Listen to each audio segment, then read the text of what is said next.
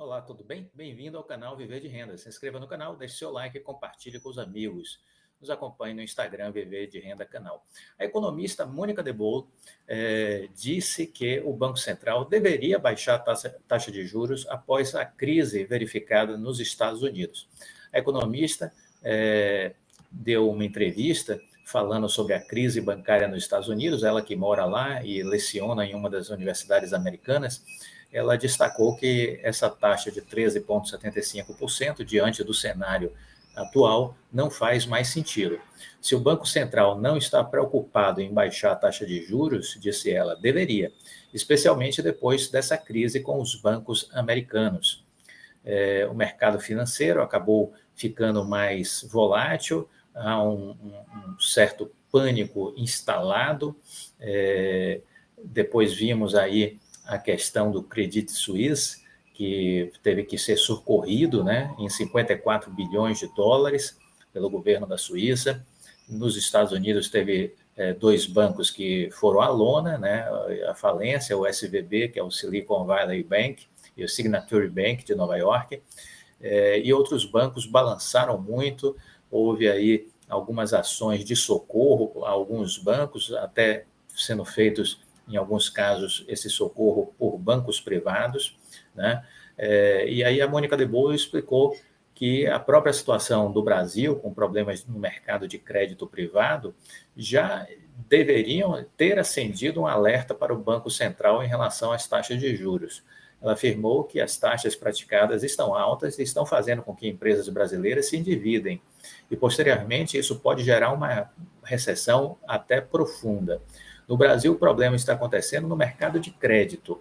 Olha, as empresas brasileiras com dificuldade imensa de conseguir crédito e dificultando o pagamento de juros devido aos juros altos. Então, existe aí um endividamento, uma dificuldade de captação de recursos e uma sangria crescente por conta da Selic, que está alta. Um colapso no setor empresarial, por conta deste mercado de crédito privado, pode acontecer? Ela disse que sim, que é preciso que o Banco Central esteja atento às empresas em dificuldade. Diante desse cenário, ela disse que os bancos podem repercutir, a crise nos bancos americanos podem repercutir também nos bancos brasileiros, uma vez que essas empresas que enfrentam dificuldades tomaram empréstimo dos próprios bancos. Dessa forma, a economia brasileira entraria em recessão. Eu acho que o Banco Central deveria reduzir a taxa de juros, porque todo o cenário que se apresenta, inclusive com essa situação do crédito privado, é um quadro recessivo. Começa a ter um monte de empresa pedindo concordata, entrando em processo de recuperação judicial, com riscos de falência, e isso daqui a pouco vira mais desemprego e começa a ter efeito multiplicador na economia. Nós já falamos aqui que a raiz da inflação no mundo inteiro, só para a gente recuperar esse raciocínio, a raiz da inflação no mundo inteiro não tem nada a ver com as realidades internas dos países. A inflação aconteceu no mundo de forma, vamos dizer assim, democrática, por uma simples razão. São os efeitos da pandemia. A pandemia gerou diversos lockdowns desde que ela aconteceu em 2020, em especial neste ano de 2020, causou uma disrupção das cadeias produtivas globais. Muitas indústrias ficaram fechadas durante muito tempo. Isso fez com que faltassem peças, faltassem componentes, faltassem chips, enfim, uma série de problemas foram gerados com essas interrupções das cadeias globais de produção. Isso pressionou as ofertas de produtos no mercado, e é uma lei básica da economia de oferta e procura. Quando a procura é maior do que a oferta, os preços sobem. Isso aí é clássico, né? Não precisa a gente tentar explicar isso aqui. Estávamos nos recuperando de 2021 para 2022, do segundo semestre de 2021 para início de 2022, só que aí chegou em março, nós tivemos um outro grande lockdown na China, que fez com que o porto de Xangai ficasse 45 dias sob lockdown. No segundo semestre também tivemos grandes fábricas, grandes indústrias chinesas sob forte questões aí relacionadas a lockdowns, a restrições. Tudo isso voltou a gerar pressões nas cadeias de produção. O frete marítimo subiu 480%. O Porto de Xangai é o maior porto de concentração de cargas e distribuição do mundo, né? Então, isso afetou de novo todo o planeta. Então, quer dizer, esses problemas estruturais precisam de tempo para que se acomodem e se resolvam. O presidente da BRF, por exemplo, a antiga Sadi Perdigão, ele disse recentemente, no início do ano, que a boa nova é que, provavelmente, até o fim de 2023, os fretes, o preço do frete já esteja no patamar de 2019. Mas veja, é preciso dar tempo ao tempo. Então, não vai ser com alta de juros que você vai resolver esses problemas, entendeu? São problemas estruturais, não é com alta de juros que você resolve isso. Então, havia uma expectativa inflacionária, subiu-se muito rápido aqui os juros, e o resultado foi alcançado já em outubro. Em outubro, a inflação tinha sinais de queda, já em outubro. E a gente fechou o ano com 5,7% de inflação. Ou seja, 13,75% de Selic versus 5,7% de inflação, não faz sentido. Não faz sentido algum. Entendo que já é o momento de se reduzir a taxa de juros em 0,5%.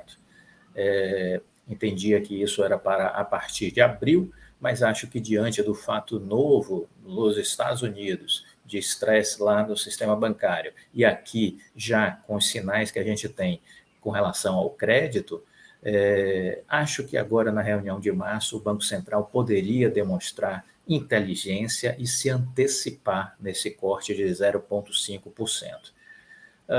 Ao não fazê-lo, pode pagar para ver uma degradação maior da economia, que nos Estados Unidos teve que ser custeada essa degradação da economia com socorro do governo americano para garantir os correntistas e evitar um risco sistêmico em todo o sistema financeiro.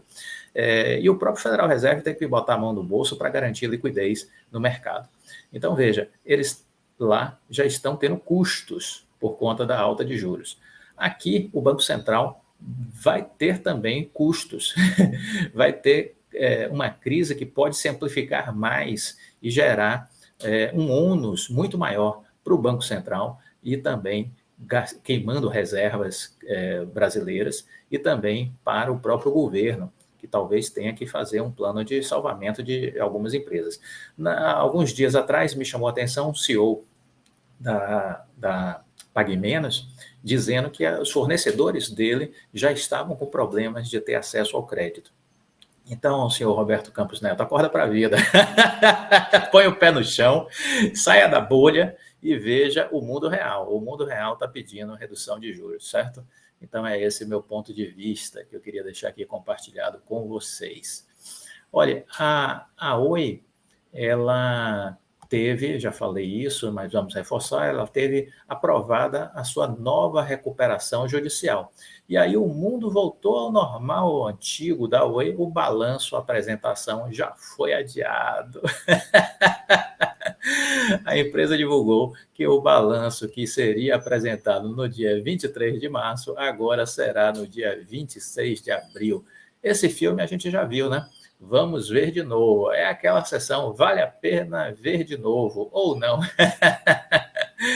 A Oi informou que o juízo da 7ª Vara Empresarial do Rio de Janeiro deferiu o processo de pedido de RJ da companhia e de suas subsidiárias. O fato foi relevante, destacado aí para os acionistas e para o mercado. A Oi tem 60 dias a partir da publicação da decisão do juiz para apresentar o seu novo plano de recuperação judicial. Ok?